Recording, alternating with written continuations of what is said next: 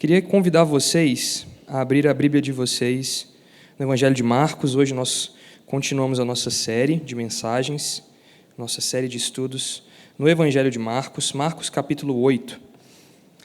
Só alguns avisos anteriormente aqui. Nosso pastor Tiago não está presente hoje, ele teve que fazer uma viagem. Na verdade, ele faria essa viagem amanhã, mas teve um problema no voo e ele não tinha outra opção se não fosse antecipar o voo para hoje. Então, por isso ele não está presente. Ele está indo fazer um curso lá em São Paulo, vai trazer mais conhecimento para nós, mais capacitação para nós aqui, para que a gente continue desempenhando um papel no reino de Deus. Então, eu queria convidar que a gente orasse juntos por ele, para que essa semana seja uma semana de aprendizado, e para que futuramente também todos nós possamos colher frutos desse aprendizado. Amém? Vamos orar? Senhor Deus e Pai, obrigado pela vida do pastor Tiago, Fabiana, seus filhos. Pedimos a Ti, Senhor, para que o Senhor os abençoe agora nesse momento, nessa viagem, que tudo corra bem, Senhor, e que ele possa aprender cada vez mais a respeito daquilo que nós precisamos para sermos cada vez melhores, Deus, em comunicar o Evangelho que não muda. Não importa, Senhor, no final, a forma como estamos fazendo, mas estamos buscando, Senhor, fazê-lo da melhor forma possível, de uma forma que glorifique o Seu nome, com muita responsabilidade e seriedade, Senhor. Que o Senhor possa nos abençoar, que possa abençoar esse esforço nosso, Pai, para que o Evangelho seja cada vez mais propagado e que deste púlpito, desta casa, Senhor, sempre saia a verdade do Teu Evangelho. Nada além disso, Senhor, que estejamos sempre firmes neste firme fundamento dos apóstolos, Pai. É a nossa oração, pedimos a Ti para que o Senhor os abençoe nessa ida e também na volta, Pai. Que seja um tempo abençoado, em nome de Jesus. Amém. Amém, gente. Então, Marcos, capítulo 8, a partir do verso 34, mas a fim de contextualização, eu gostaria de ler a partir do verso 31.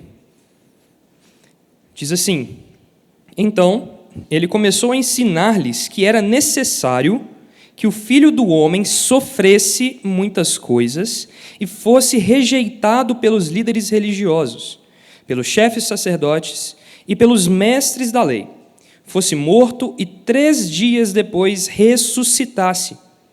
Ele falou claramente a esse respeito.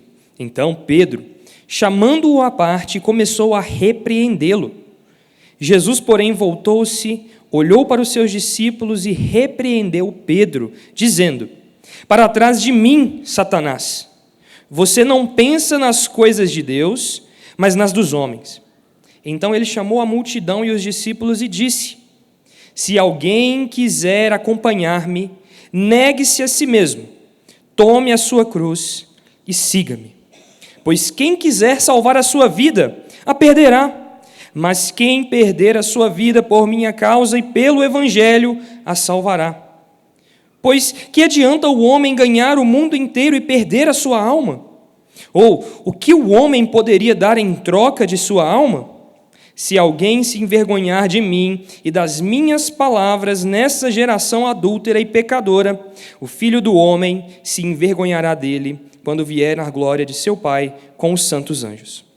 E lhes disse: Garanto-lhes que alguns dos que aqui estão, de modo nenhum, experimentarão a morte antes de verem o reino de Deus vindo com poder. Senhor, essa é a Tua palavra. Que ela seja instrumento para nós nessa manhã, em nome de Jesus. Amém. O Evangelho de Marcos, como nós já temos estudado aqui, ele tem sido, de forma muito clara, em apresentar Jesus como sendo o Cristo. É a forma como isso acontece que é muito peculiar, a forma como os discípulos caminham de uma forma natural com a pessoa de Jesus e vão vivenciando experiências que a cada momento vão evidenciando o caráter de Cristo. Uma vez que essas experiências elas vão revelando quem Jesus de fato é e qual é o seu propósito. Nesse momento, já haviam acontecido alguns milagres muito maravilhosos, alguns prodígios muito interessantes. Nós já tínhamos visto 2 multiplicações de pães. Nós já tínhamos visto Jesus acalmando o mar, acalmando uma tempestade.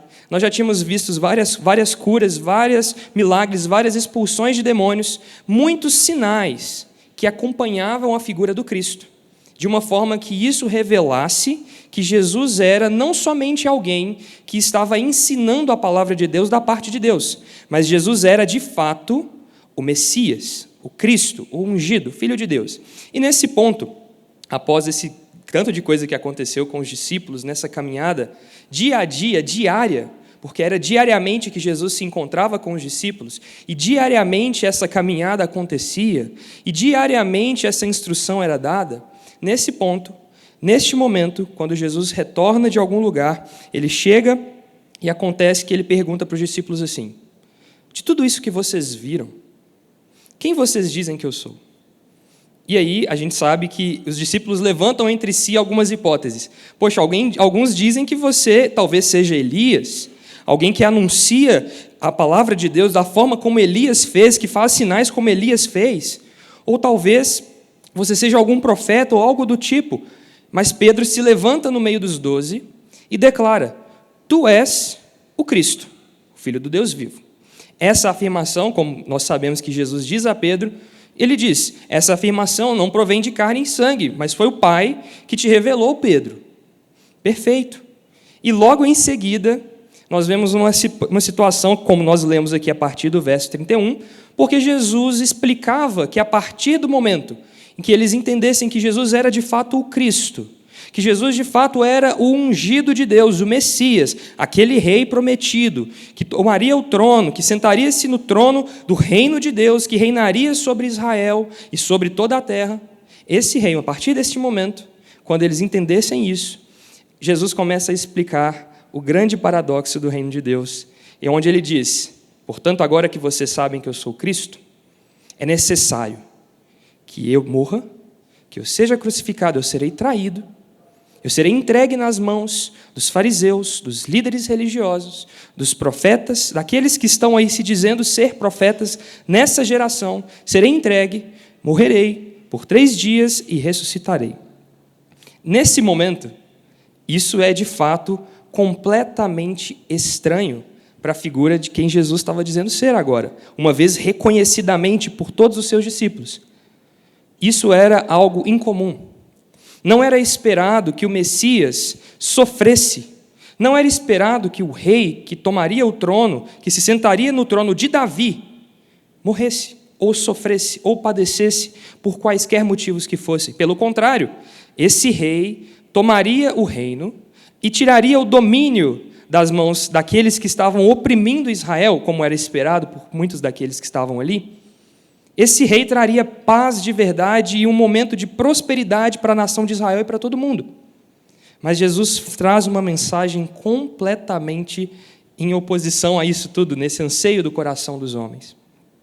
E aí, quando isso acontece, como nós lemos no texto, nós vemos que, ao mesmo tempo que Pedro se levanta, dizendo que ele é o Cristo, ele se levanta mais uma vez, diante dos 12, e diz repreensões a Jesus. E essa palavra, repreendê-lo, que está aí no texto, ela é exatamente a mesma palavra quando nós vemos Jesus repreendendo os demônios. Ou seja, Pedro, de uma forma muito drástica, começa a dizer que Jesus estava dizendo coisas que ele não deveria dizer. Portanto, a reação de Jesus também vem da mesma forma. E ao contrário do que a gente espera, e aí tem essa quebra de expectativa, né, nesse momento do discurso, Jesus diz a Pedro: para trás de mim, Satanás. Porque por meio de Pedro, Satanás estava tentando mais uma vez frustrar aqueles planos que eram o plano real do Senhor para a salvação de todos. E aí, quando Jesus faz isso, Jesus, vendo aquelas multidões que de fato o seguiam por qualquer lugar que ele fosse, Jesus chama aquela multidão de muitos que se diziam seguidores de Cristo, muitos que estavam no anonimato, mas que seguiam a Jesus por seus milagres e seus prodígios, que desejavam obter muitas coisas por meio de Jesus. Jesus chama essa multidão, chama também os 12 e começa a dizer essas palavras: se alguém quiser acompanhar-me, se alguém quiser acompanhar-me.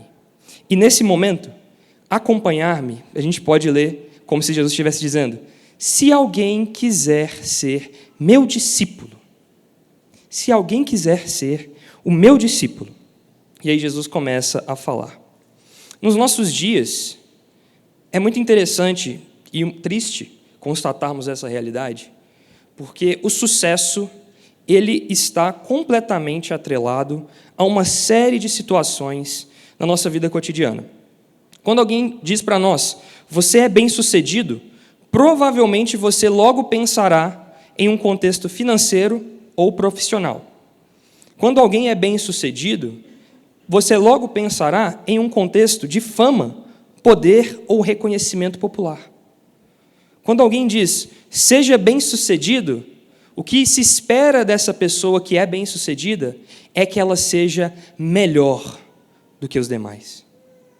Isso é um contexto completamente atual na nossa sociedade.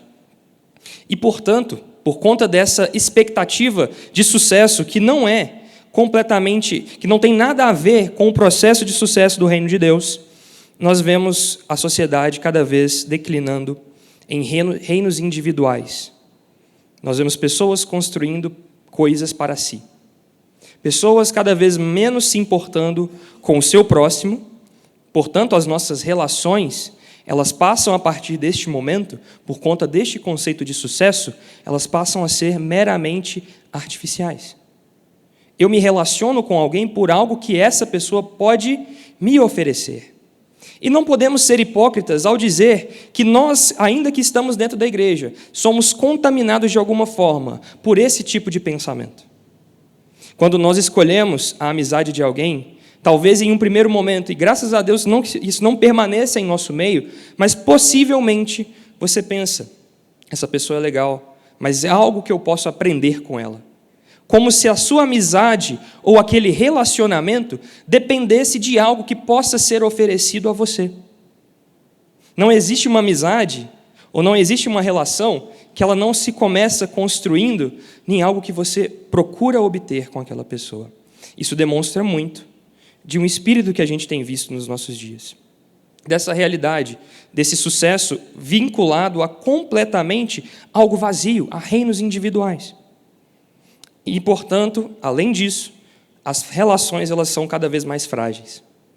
A partir do momento que nós entendemos que se o sucesso ele é individual, é um reino individual onde eu sou o meu Senhor, as minhas relações familiares, de amizades, as nossas relações na nossa comunidade, igreja local, todas elas começam a se fragilizar.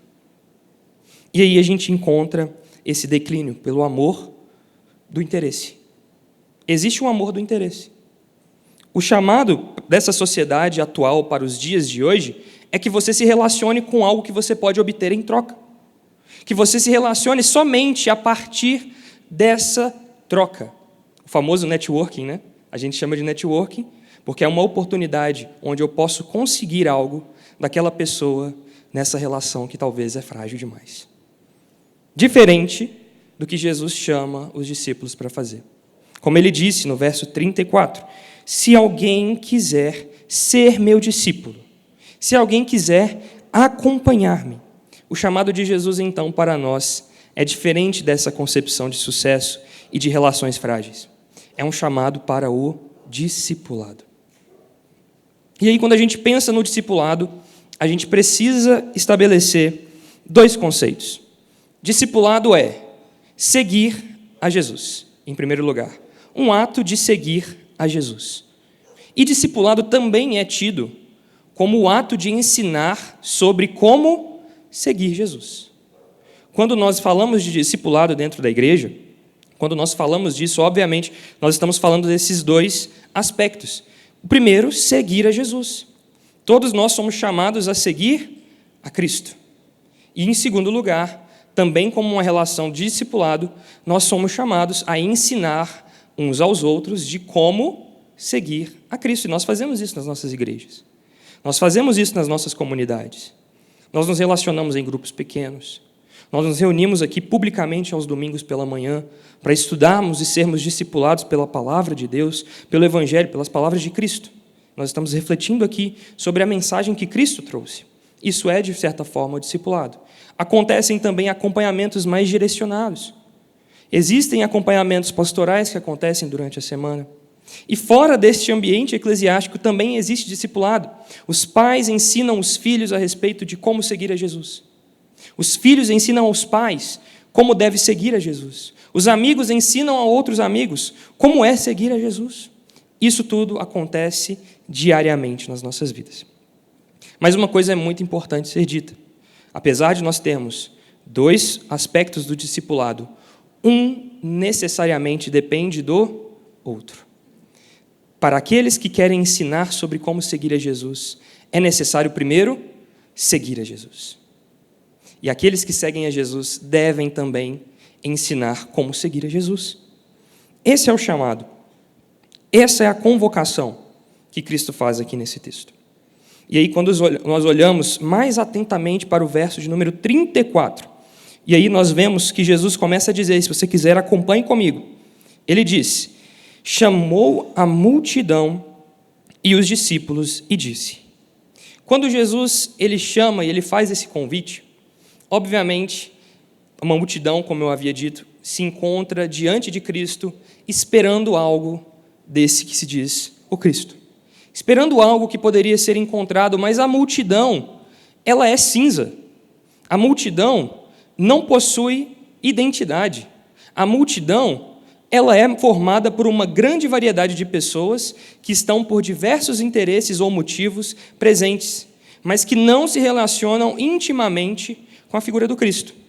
E também nós temos um outro grupo que Jesus chama aqui, dos discípulos, aqueles que Jesus conhecia pelo nome. Esses caminhavam com Cristo dia a dia.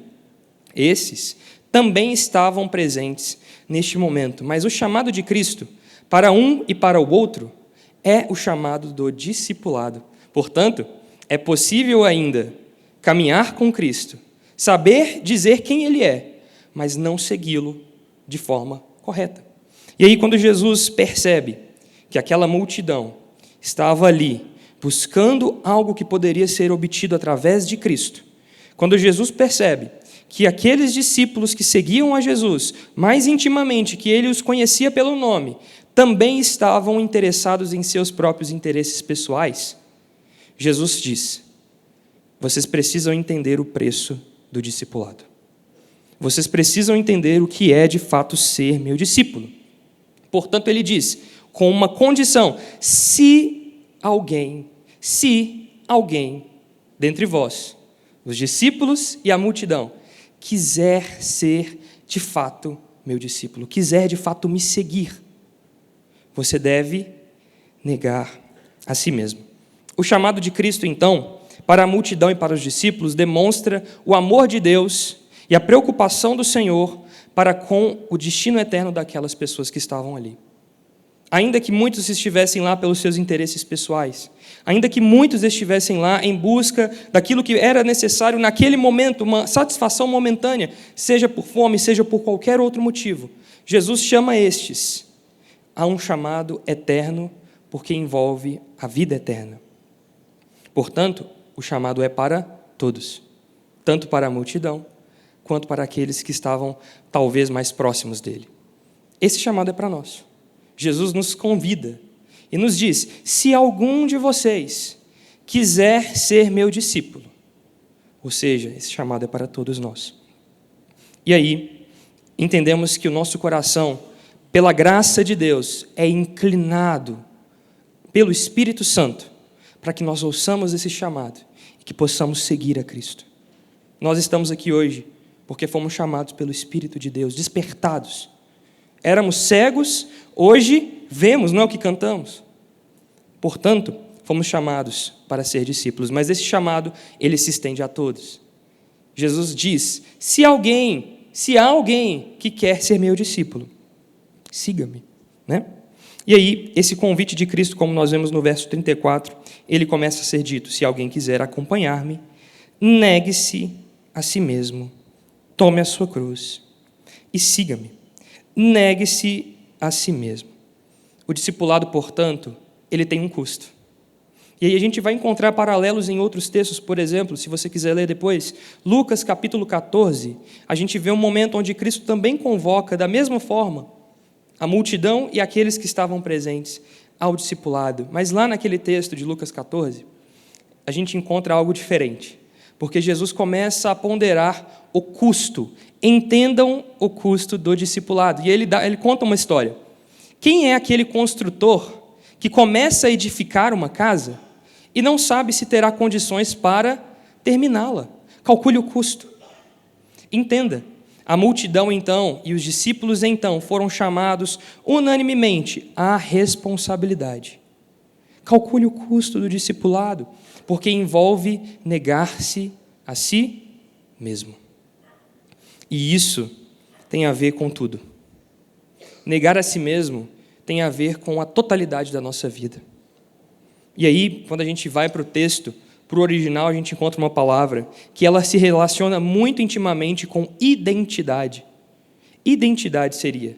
Portanto, a nossa identidade ela não está mais formada naquilo que nós podemos obter de Cristo, mas, ao contrário, nossa identidade tem a ver com negá-la para aquilo que Cristo pode nos oferecer.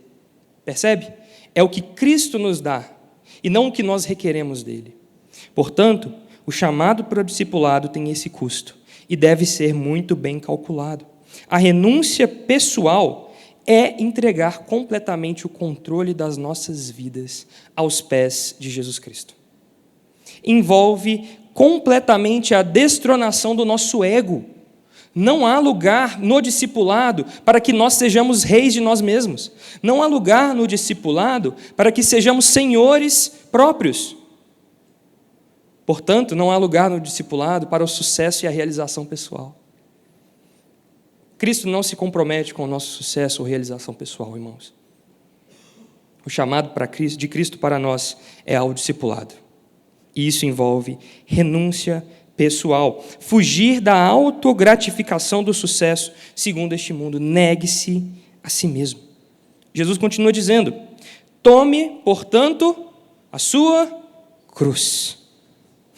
Negar a si mesmo envolve muito mais do que simplesmente renunciar ao seu próprio eu e aos seus desejos pessoais, mas envolve também uma ação ativa de tomar a cruz.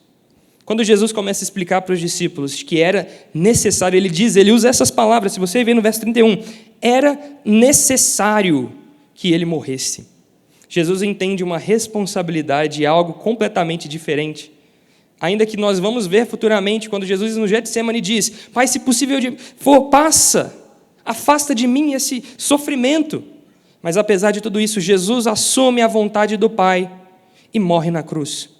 Da mesma forma, o discípulo de Cristo é aquele que segue a Jesus, aquele que segue a Cristo, que renuncia ao seu próprio eu, ao seu próprio orgulho, à sua própria vida e toma a cruz, semelhantemente como Cristo fez.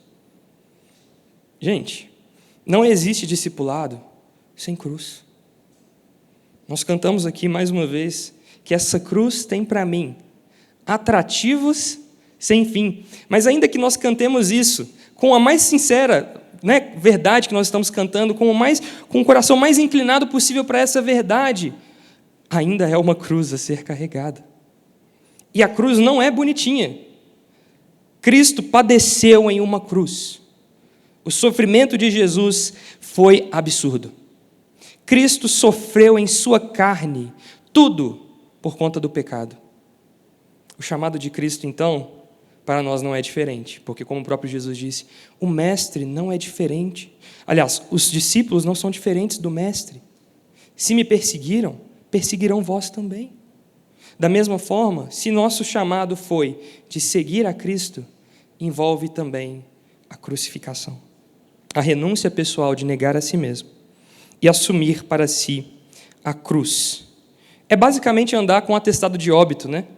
A gente está andando dia a dia, diariamente.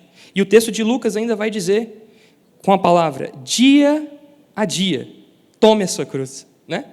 Algo que acontece diariamente. Portanto, como eu disse, o discipulado acontece diariamente, também devemos tomar a nossa cruz diariamente a seguir Jesus. E essa cruz, ela envolve, de fato, este ato abnegado de entrega total e sofrimento. Como Jesus disse, era necessário. O preço que foi pago, o sofrimento era necessário para que fosse pago e quitado aquele preço que nós tínhamos de dívida.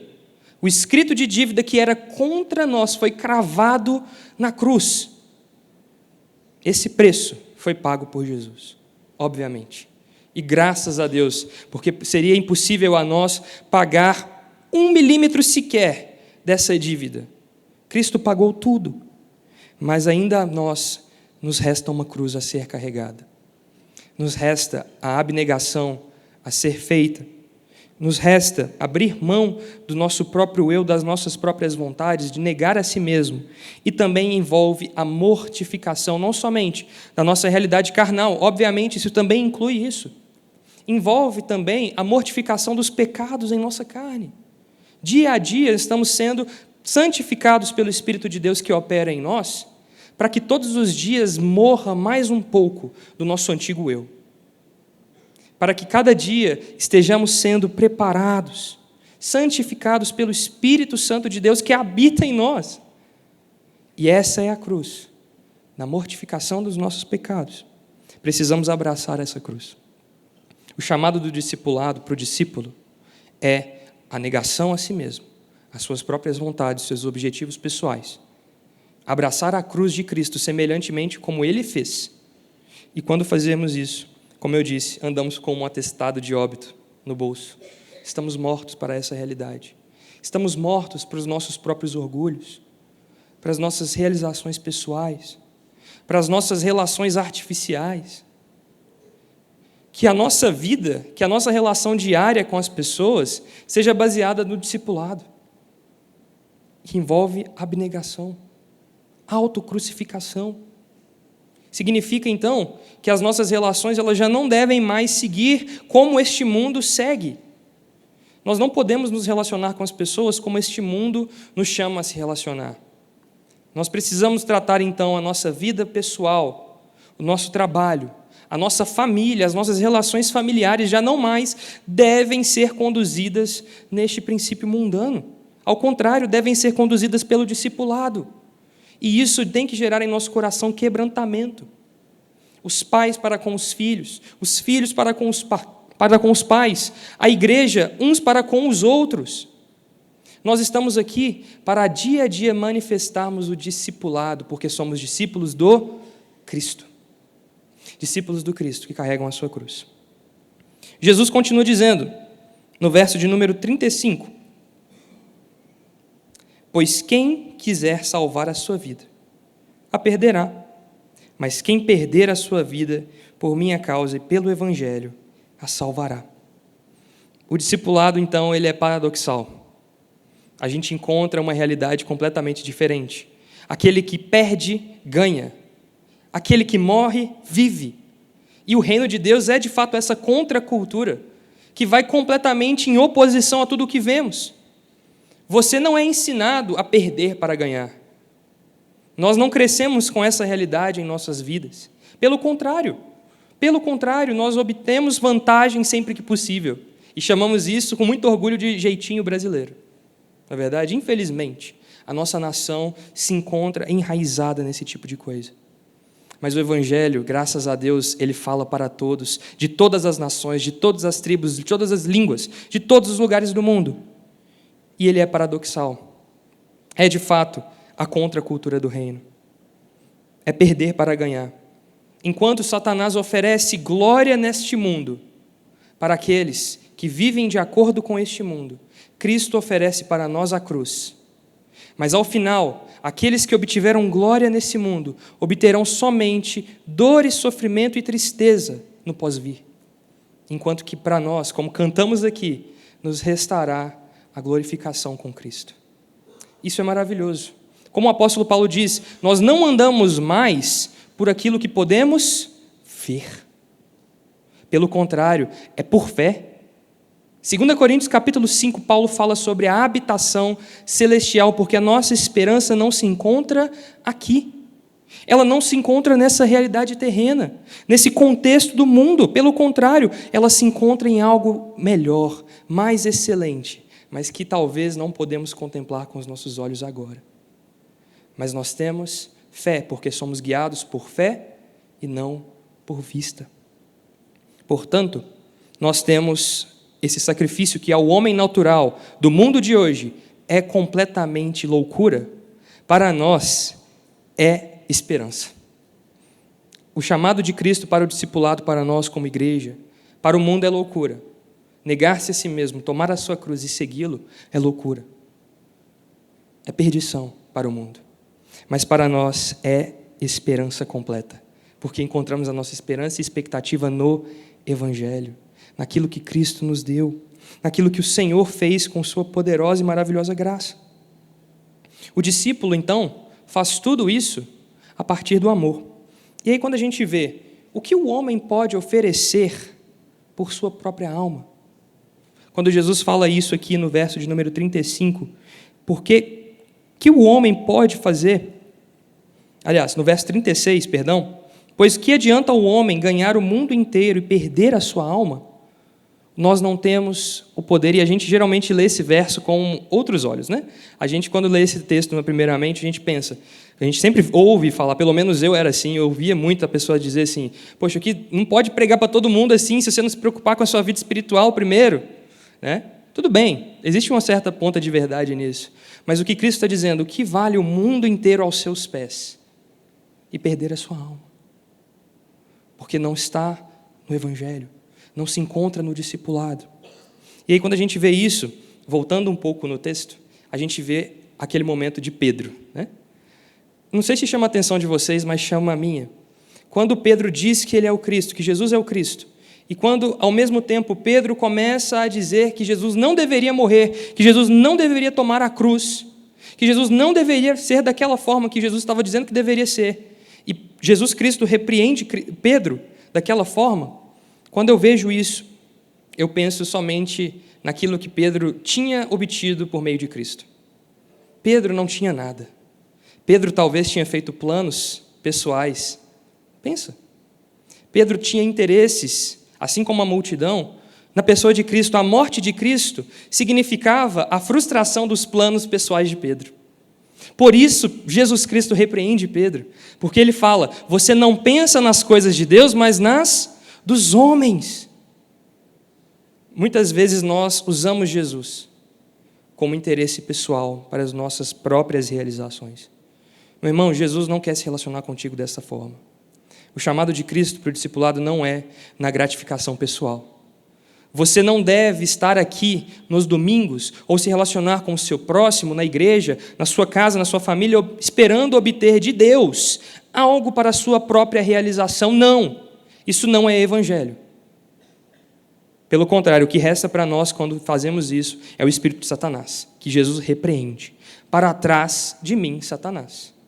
Porque quando pensamos mais nas coisas deste mundo, e no verso 36, Jesus diz isso não somente a Pedro, que estava ali, a Bíblia deixa claro aqui que ele chama Pedro, os discípulos e a multidão e diz, portanto, esse chamado é para nós, para que nós não busquemos realizações pessoais, porque o que poderíamos dar em troca da nossa própria vida? Nada. Foi Jesus quem pagou um preço por ela. Nós não temos nada. Nós não possuímos nada. Nós não conseguimos obter nada de Deus para a nossa própria realização pessoal. E não deve ser assim. Não devemos nos relacionar com Deus com aquilo que Ele pode nos oferecer. Não devemos nos relacionar com as pessoas por aquilo que elas podem nos oferecer. Posições, dinheiro, status. Nada disso pode comprar a bênção de Deus. Nada disso compra a bem-aventurança que vem do Senhor. Nada disso. Porque o discípulo entende que o cálculo a ser feito deve pender para a eternidade. Deve ser direcionado à eternidade. Portanto, nós que não temos nem a nossa própria vida, que não temos dinheiro para pagar a nossa própria vida, que não temos nada que poderia pagar a nossa dívida, nós que somos assim, não podemos querer que o mundo se renda aos nossos pés. Portanto, de que vale ganhar o mundo inteiro e perder a sua alma? De que vale você ter tudo diante de si e perder aquilo que Cristo pagou um preço absurdo para ter? A nossa vida foi comprada com um preço altíssimo, irmãos. Entenda o chamado de Jesus para o discipulado. Nós não temos qualquer poder sobre a nossa própria vida, e quando a gente percebe isso, seja por qualquer intermédio que acontece, talvez por uma doença, talvez por analisarmos as nossas relações, nós percebemos a fragilidade da nossa própria vida. Nós somos um sopro.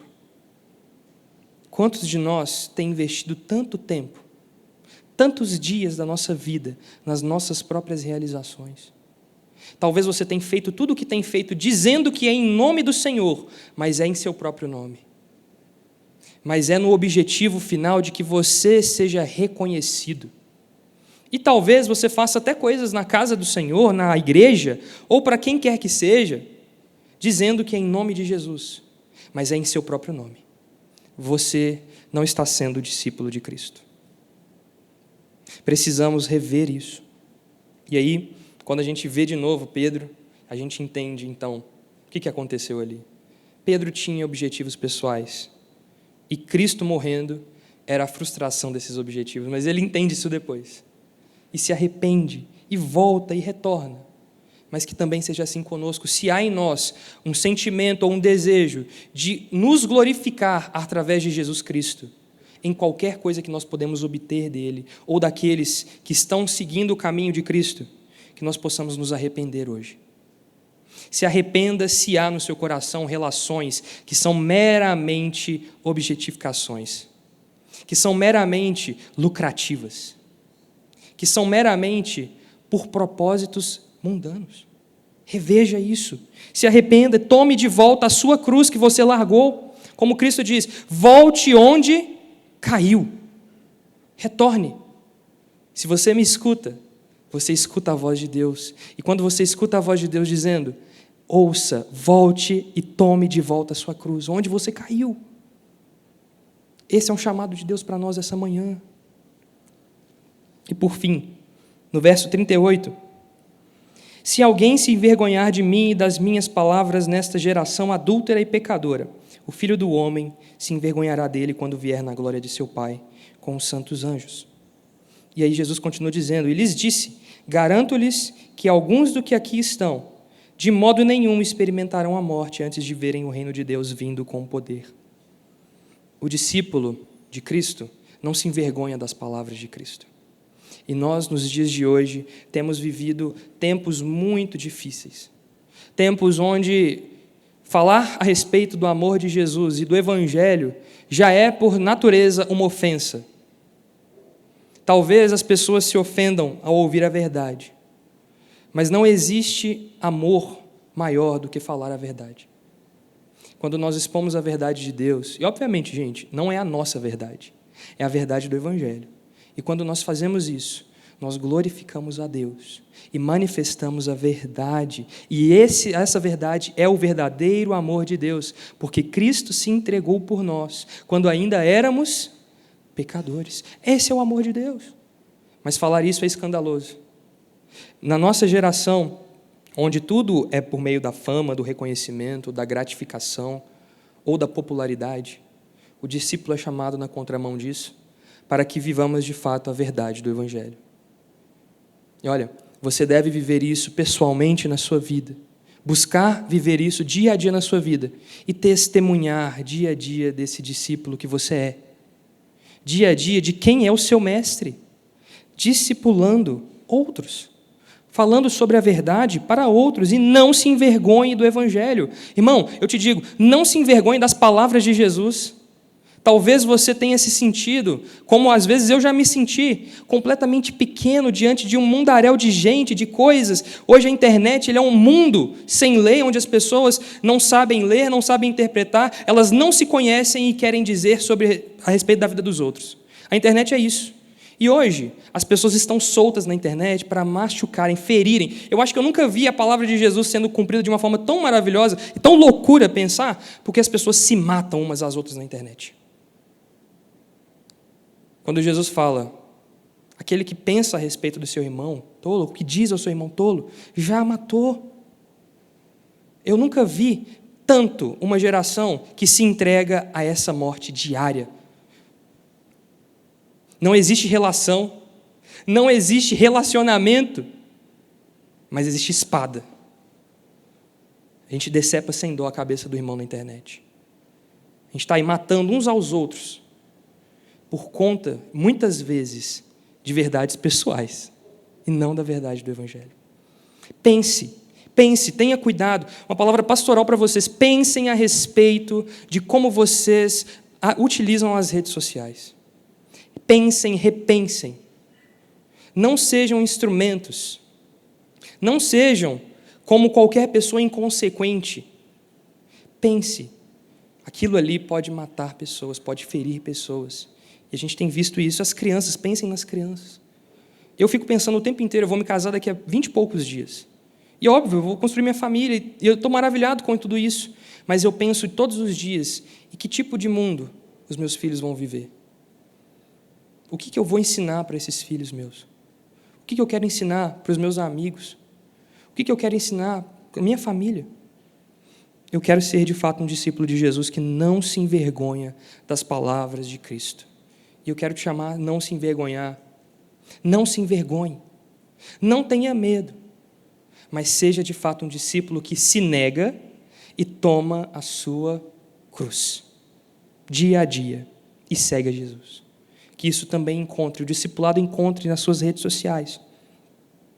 E aí Jesus diz, alguns que estão aqui não morrerão até que vejam o reino de Deus.